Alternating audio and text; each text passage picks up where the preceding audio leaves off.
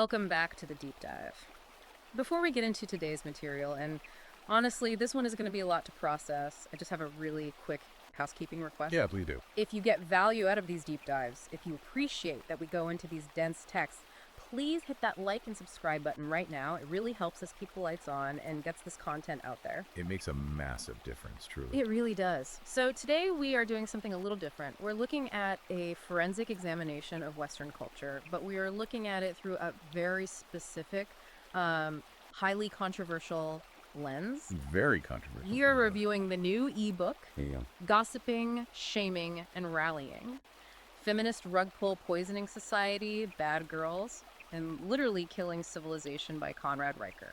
Right, and just by reading that title out loud, you can tell Riker is not here to make friends. He's here to make a very pointed argument. Exactly. Our mission today is to break down his arguments impartially. This book is clearly targeted at men who follow the manosphere, guys who feel like the world has gone completely off the rails. Men who feel like meritocracy is dead, or that masculinity is being pathologized. Right. And Riker's book is essentially a blueprint of that worldview. He argues that our major institutions haven't just naturally evolved, but that they have been actively captured by an ideology he refers to as female-coded leftism. And to understand his entire thesis, you really have to understand the core metaphor he sets up early in the book, which is the rug pull. The rug pull. Yeah, break that down for us. What does he mean by that? So according to Riker, the standard historical narrative is that feminism was about equality and options. He calls that the sales pitch. But the rug pull is what he claims happened afterward. The bait and switch. Exactly. He argues the movement didn't actually deliver independence. Instead, he claims it delivered a society of what he calls eternal adolescence, where the state essentially stepped in to replace the husband. So his premise is that we now have a system where men are still footing the bill through taxes and productivity, but they have been stripped of the authority or respect that used to come with that role. That is exactly his argument.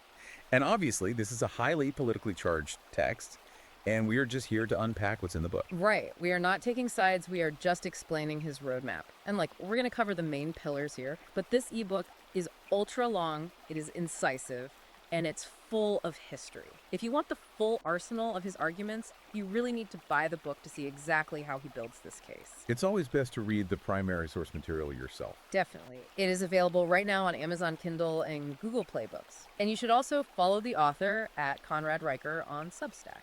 Let's get into the mechanics of it, though. The title mentions gossiping, shaming, and rallying. Yeah, he calls this the GSR engine. The GSR engine. Now, usually when we hear the word gossip, we think of harmless chatter, maybe teenagers passing notes. Right, sounds trivial. It does, but Riker frames it very differently. He argues that gossip is actually a weaponized evolutionary strategy for mate suppression and social control. Because, as he lays it out, men historically exercised power through physical dominance or competence. Building, hunting, fighting. Right, whereas women, according to Riker's evolutionary theory, exercise power through language and social manipulation. He says that in a small, ancient tribe, you didn't need to physically fight a rival if you could just completely destroy their reputation. If you turn the whole tribe against them, they are done.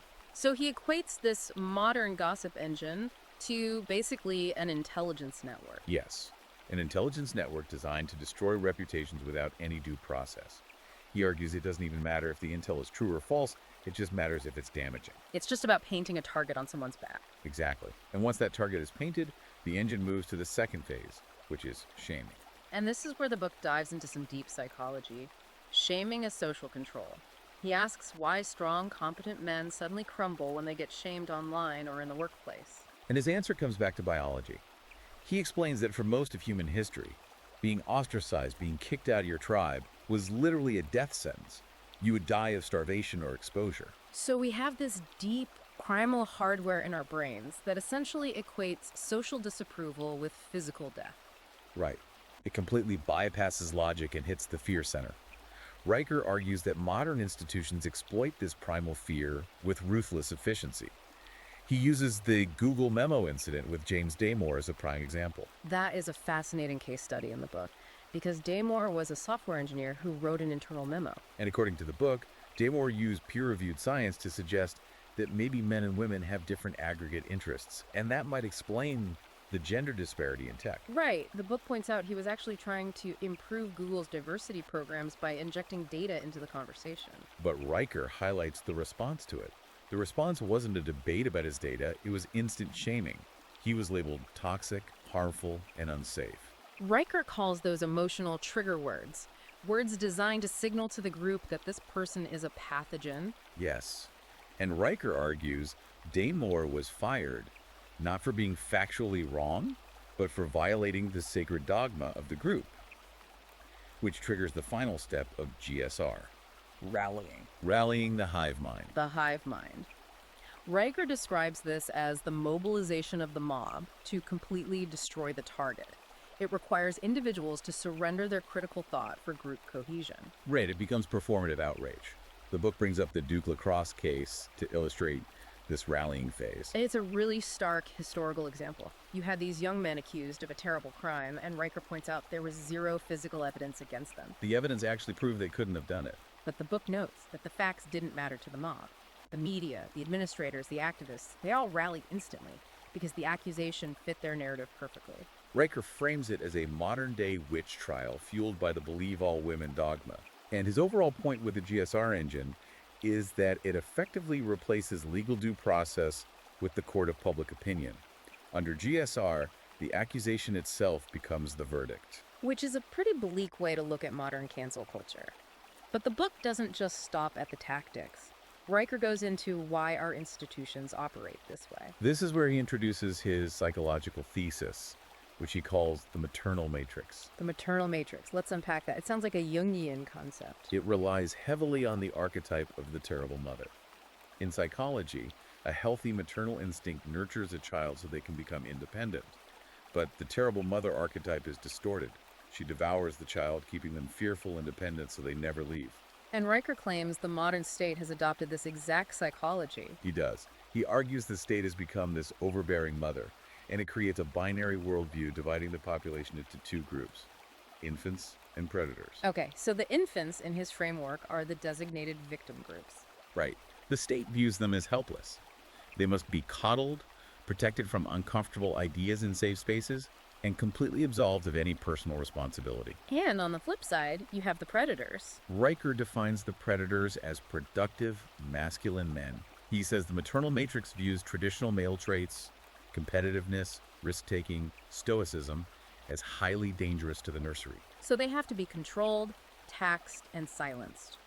The book makes a really bold claim here about how this pathologizes masculinity right from childhood. He cites the skyrocketing rates of boys diagnosed with ADHD. Riker's argument is that if a boy simply has normal male energy, if he is physical and competitive, the system treats it as a disorder that needs to be medicated. He argues we are trying to medicate the masculinity out of them so they fit neatly into the nanny state. And he points to Sweden as the ultimate endgame of this psychology. Right, the gender-neutral preschools. He discusses how the state actively intervenes to strip away gender identity under the guise of safetyism. But Riker argues this actually creates massive anxiety and identity disorders because you are preventing children from developing the resilience they need. You are removing all the friction. But of course, running a massive nanny state like that is not cheap. No, it requires massive funding. And this leads right into the economic arguments of the book. Riker calls this the estrogen economy. And I want to make sure we represent his financial argument clearly here because it's a major pillar of his thesis for his audience. It is. He brings up a statistic claiming that women control roughly 85% of consumer spending in the economy. 85%. That is huge. It's the driving force of the market. But then Riker contrasts that with net tax revenue. He argues that when you look at who actually funds the state, paying more in taxes than they consume in government services, it is disproportionately men. He coins the term the beta provider tax for this. Right. The concept that the state forcibly extracts resources from productive men to fund a system that, in his view, actively demonizes those same men. So he sees it as men subsidizing their own marginalization.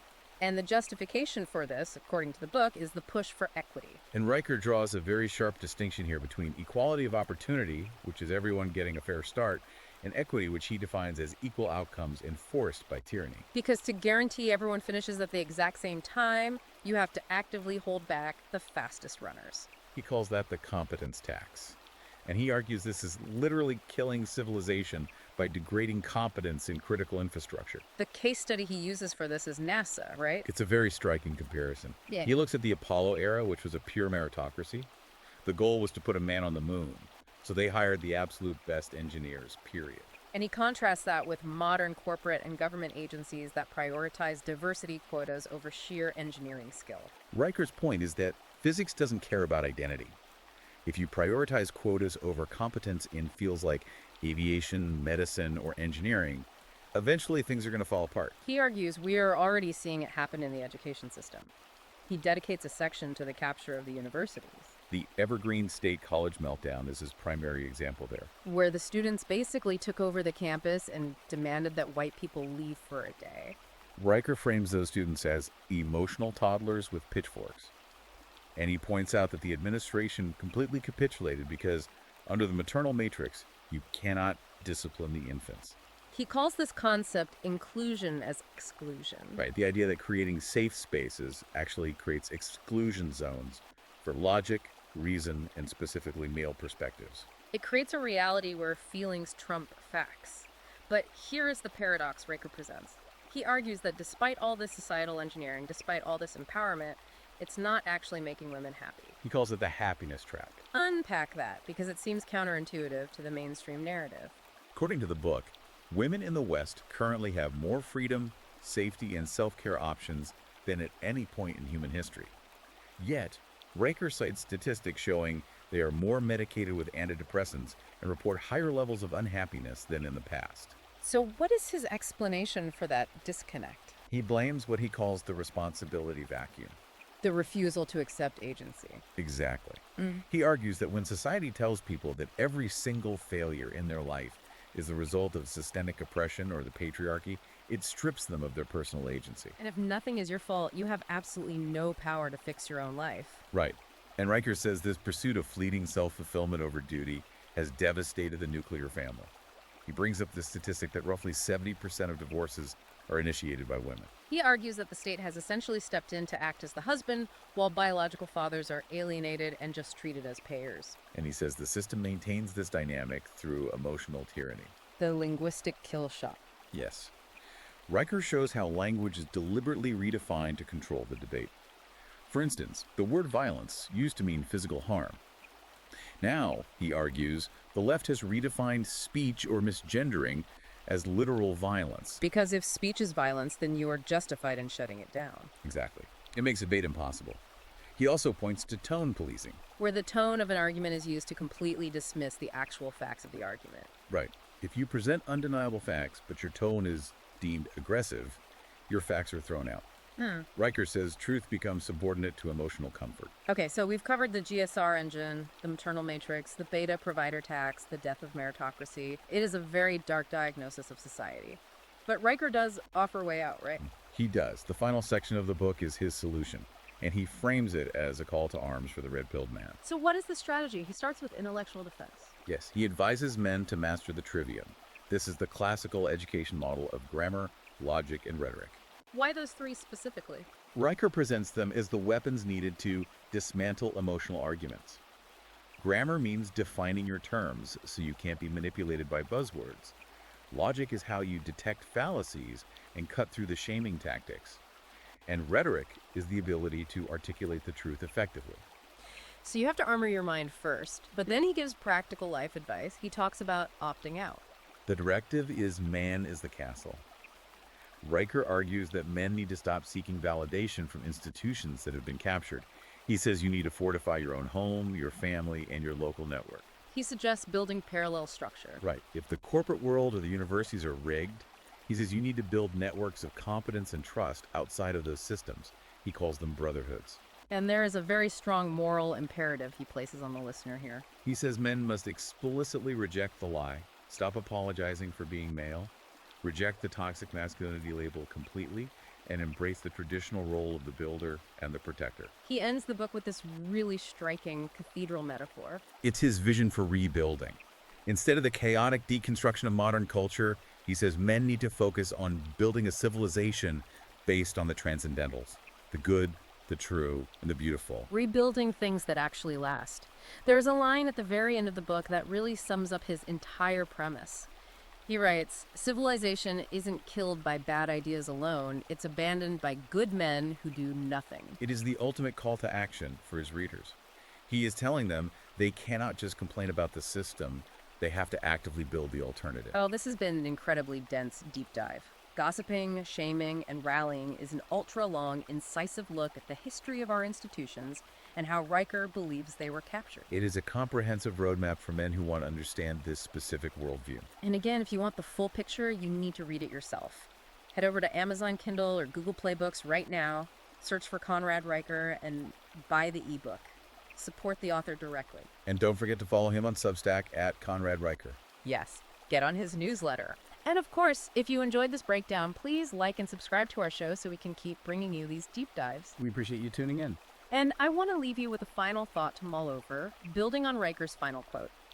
If civilization is truly abandoned by good men who do nothing, what happens to the maternal matrix when the builders finally decide to just walk away entirely? Something for you to explore on your own. Until next time.